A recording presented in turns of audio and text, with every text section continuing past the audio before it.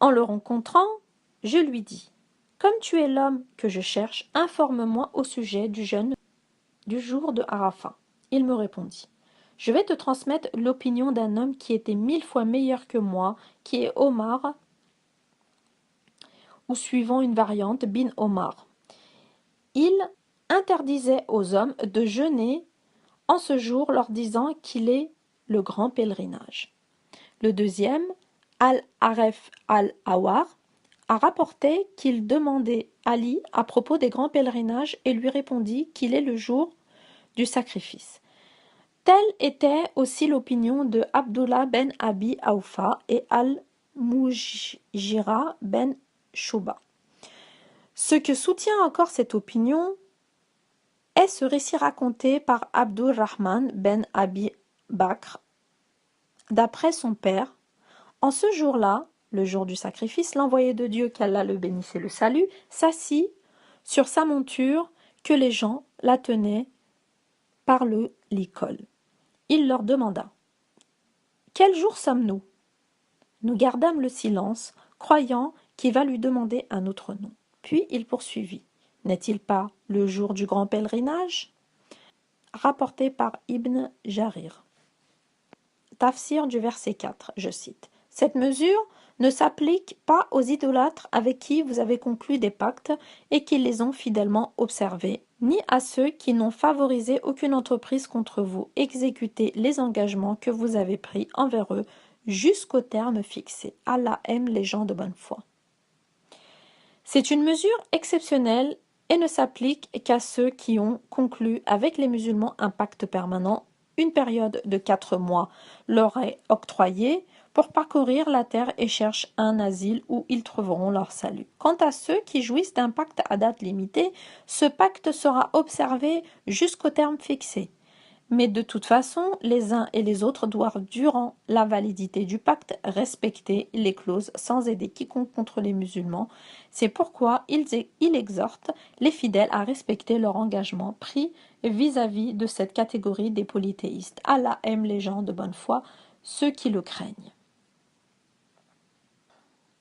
Tafsir du verset 5, je cite: À l'expiration des 4 mois sacrés, combattez les idolâtres partout où vous les trouverez, capturez-les, cernez-les, coupez-leur toute retraite. S'ils se soumettent, s'ils observent la prière, ils paient la dîme, laissez-les en paix. Allah est miséricordieux et clément. Quels sont ces mois sacrés? Une question qui a suscité tant d'opinions. Ibn Jarir a dit qu'il s'agit des 4 mois cités dans ce verset. 4 de ces mois sont sacrés, voilà la vérité. Coran 9, verset 36. Ibn Jarir a ajouté une autre fois que le dernier de ces mois est Muharram. Ceci est un sujet discutable. Ibn Abbas a précisé qu'ils sont la période octroyée aux idolâtres pour circuler dans le pays selon les versets. Puis Dieu a dit: à l'expiration des 4 mois sacrés, c'est-à-dire après l'écoulement des 4 mois désignés, où tout combat est interdit, pour permettre à ces gens-là de se décider de leur sort durant, partout où vous les trouverez, tuez-les. Nous allons revenir à cette question plus loin. Après cette période déterminée, l'ordre de combattre les idolâtres fut donné. Combattez les idolâtres partout où vous les trouverez, sans distinction entre un pays et un autre. Toutefois, il y a une exception, qui est la maison sacrée selon ce verset. Ne les combattez pas dans l'oratoire sacré, à moins qu'ils ne vous y attaquent. S'ils vous y attaquent, tuez-les. Coran, sourate 2, verset 191. Il a donné ensuite le choix aux fidèles qui pourront se contenter de capturer les idolâtres et de les cerner en les assiégeant et en leur dressant des embuscades, soit dans leurs forteresses, soit dans les routes qu'ils empruntent afin de les contraindre et opter ou bien pour la conversion ou bien pour la mort. Une fois ces polythéistes soumis, en traduisant cette soumission par des pratiques religieuses imposées, s'ils observent la prière et paient la dîme, laissez-les en paix. Allah est miséricordieux et clément. Voilà comment on doit les traiter. Une façon qu'a adoptée Abu Bakr après le départ du prophète. à l'égard de ceux qui ont refusé de payer la zakat, et en se basant sur ce verset qui interdit leur combat jusqu'à leur conversion et l'acquittement de leurs obligations cultuelles. Donc, ce qu'on doit demander aux idolâtres consiste à les appeler à la profession de la foi, l'observance de la prière, qui est le droit sacré de Dieu, à lui la puissance et la gloire, puis l'acquittement de la zakat, qui est le droit des pauvres et misérables, qui est aussi considéré comme étant l'œuvre le plus noble à l'égard des créatures. C'est pourquoi on trouve dans le Coran plusieurs versets qui dépassent les 80, où Dieu a joint la prière à l'aumône, ou la zakat, qui est l'aumône légale. Il est cité dans les deux saïrs que l'envoyé de Dieu, qu'Allah le bénisse et le salue, a dit « J'ai été ordonné de combattre les gens jusqu'à ce qu'ils témoignent qu'il n'y a d'autre divinité que Dieu et que Mohammed est l'envoyé de Dieu, de s'inquiéter de la prière, de verser la zakat », une partie du hadith rapporté par Bukhari et Muslim. En commençant ce hadith, Abdullah ben Masoud a dit « Vous êtes ordonnés de s'acquitter de la prière et verser la zakat. Quiconque ne paye pas la zakat, ses prières ne seront plus agréées. » Ibn Aslam de dire également « Dieu refuse d'accepter toute prière si le zakat n'est pas payé. Que Dieu fasse miséricorde à Abu Bakr, comme il était versé dans la religion. » L'imam Ahmed rapporte d'après Anas que l'envoyé de Dieu, qu'Allah le bénisse et le salue, a dit « J'ai été ordonné de combattre les gens jusqu'à ce qu'ils témoignent qu'il n'y a d'autre divinité que Dieu et que Mohammed est l'envoyé de Dieu. S'ils se dirigent vers notre Qibla en priant, mangeant de nos bêtes égorgées en suivant les règles, et prient comme nous prions, leur sang et leurs biens seront interdits à moins qu'il n'y ait une transgression à la loi. S'ils font tout cela, ils jouiront des mêmes droits que les musulmans et observeront les mêmes obligations. » Le repentir de ces idolâtres, comme a dit Anas, consiste à renier leur Dieu et à adorer le Seigneur et à faire la prière et à verser la zakat. Dieu a dit à leur propos dans un autre verset « S'ils se soumettent, s'ils observent la prière et qui paient la dîme, ce sont vos frères en religion. » Coran 9, verset 11.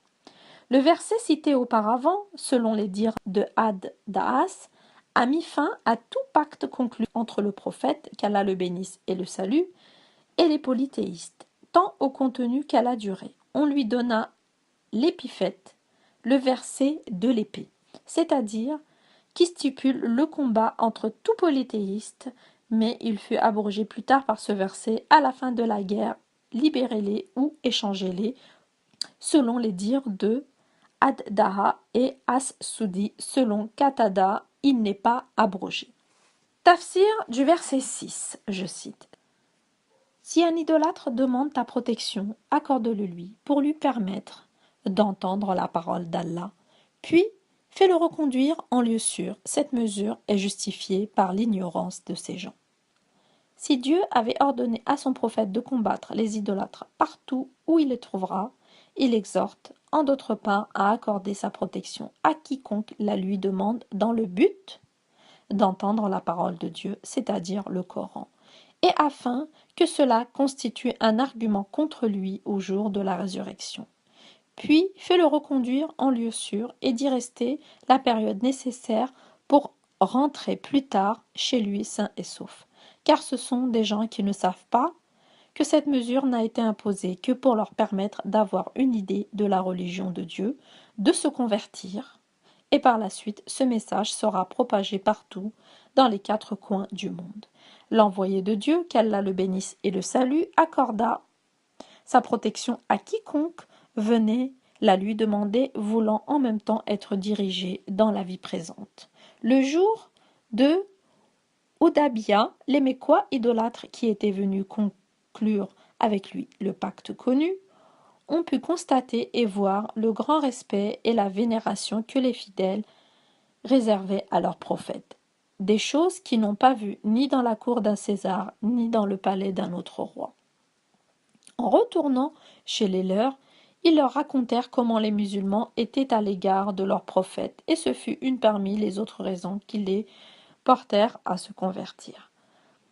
On a raconté que lorsque l'émissaire de Moussaïlama, l'imposteur, vint chez le prophète, et qu'Allah le bénisse et le salue, celui-là lui demanda: Attestes-tu que Moussaïlama est l'envoyé de Dieu?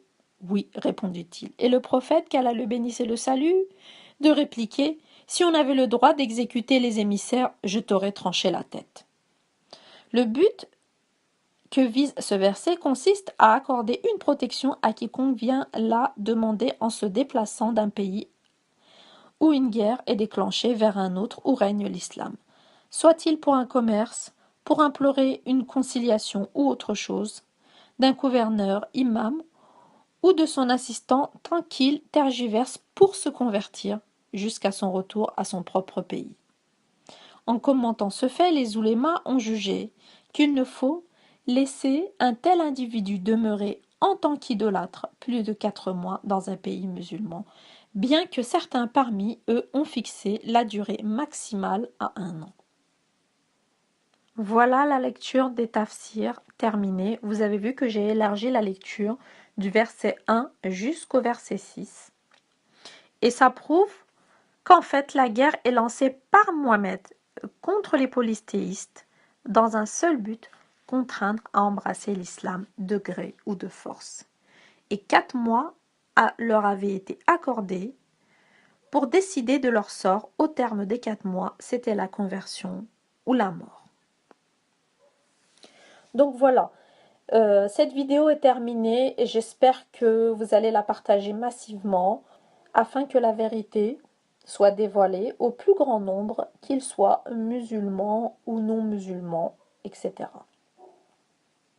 Dieu vous bénisse tous dans le saint nom de Jésus-Christ, le seul, pur, sans péché, n'ayant commis aucun crime pendant sa vie terrestre. Amen.